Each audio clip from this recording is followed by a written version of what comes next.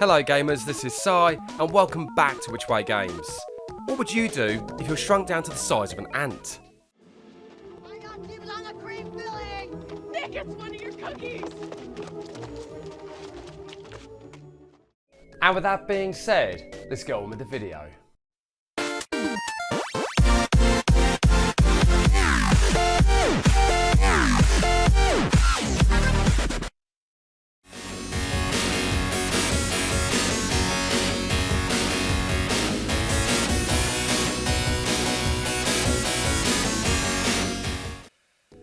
When it comes to the world of toys, especially those back in the 80s, there were some that took the world by storm.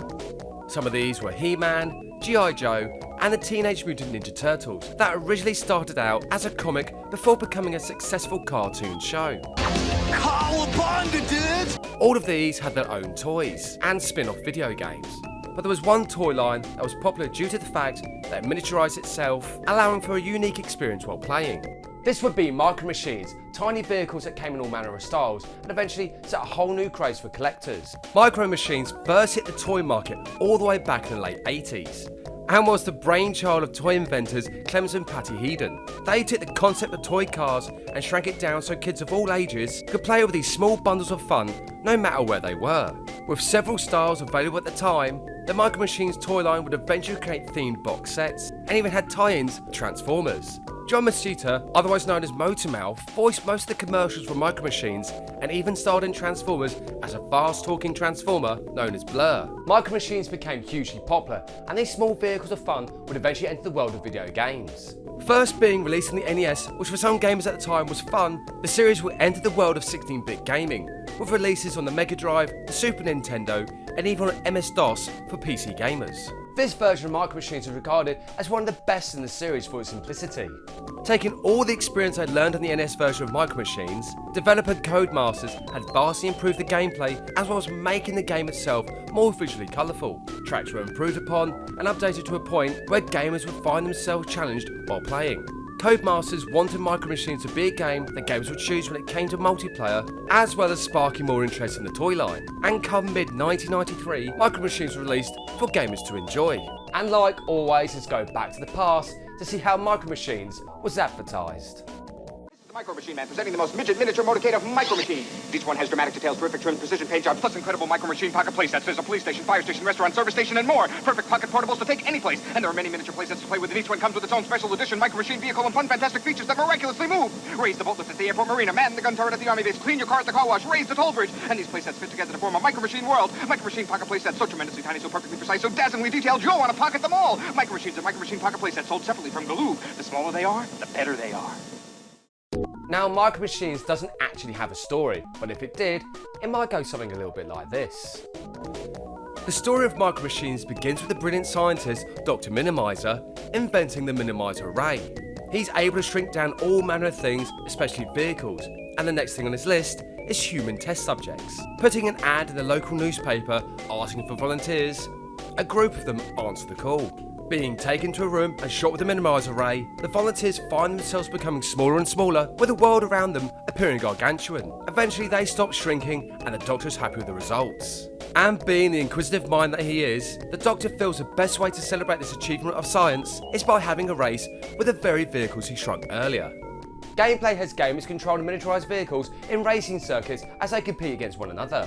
Being a top-down racing game, there are two modes found within Micro Machines. These being the Micro Machines Challenge mode and the addictive head-to-head mode. In Challenge mode, gamers will compete against 3 computer-controlled opponents, aiming for the first place spot in order to qualify to the next round. Although gamers will only have 3 chances in which to do this, or it's game over.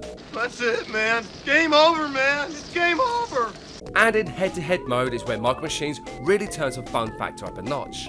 Gamers will be able to compete against one another when racing, however the aim isn't always to see who comes first. There are colour-coded lights on the side of the screen, with each colour representing the 2 gamers. And while playing, gamers will have to find a way to get the upper hand, although I've found the best way to do this is to send the opposing gamer off the edge of the screen, especially in sudden death mode. Which is always amusing to do, especially when they're miniaturised, as it's a long way down.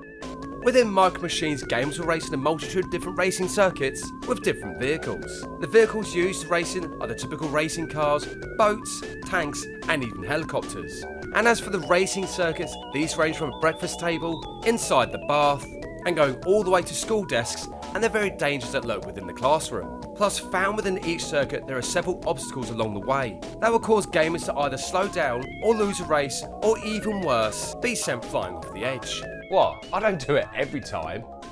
Coming back to the story, with the success of the miniaturization experiment, the human volunteers have been enjoying friendly races around various places within the building that makes up Dr. Minimize's lab. They've all seen the positivity that miniaturization has created and can only wonder what the future will bring. However, the Doctor seems to be missing from the celebrations, and with this, the volunteers head off in search for him. They find the Doctor in his office on his phone, speaking about how the Earth's resources seems to be depleting, and how he finally has a solution to save the planet.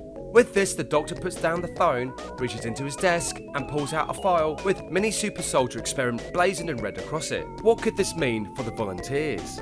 When released, Micro Machines was met with critical success for its addictive gameplay and its fantastic multiplayer, even going on to become an instant classic with gamers, with some regarding it as one of their favourite racing games for the 16-bit era of gaming. There would be various ports of Micro Machines, including a version of the game on the Nintendo Game Boy. Eventually, there would be other Micro Machine games, each taking the original concept and tweaking it as the game industry changed, even going into the world of 3D with Micro Machines V3 for the Nintendo 64 and the original PlayStation. These versions tried to recapture the charm of the 16-bit counterparts, and even took a chance with a spin-off game called Micromaniacs. In Micromaniacs, vehicles are replaced by miniaturized people with special abilities, as well as distinct styles, which is another fantastic multiplayer game by developer Codemasters, and would be perfect in any gamer's collection. Overall, Micro Machines is a fun game that's easy to play with simple controls and addictive gameplay that really adds to the fun factor. Of course, I would love to see Micro Machines make a comeback for modern consoles, especially with online play, or perhaps with VR technology. And with this, gamers could finally play within a miniaturized world for the ultimate gaming experience. Anyway, come back next time with the month of March will be known as the month of Doom. And with this, an evil experiment about teleportation goes horribly wrong on Mars, and all sorts of demonic creatures start to appear. Can Doom guys stop this invasion and get back to Earth safely? Thank you so much for watching, and see you next game.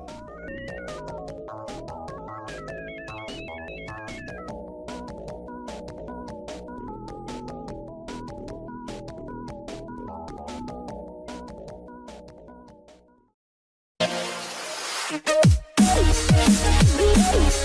back.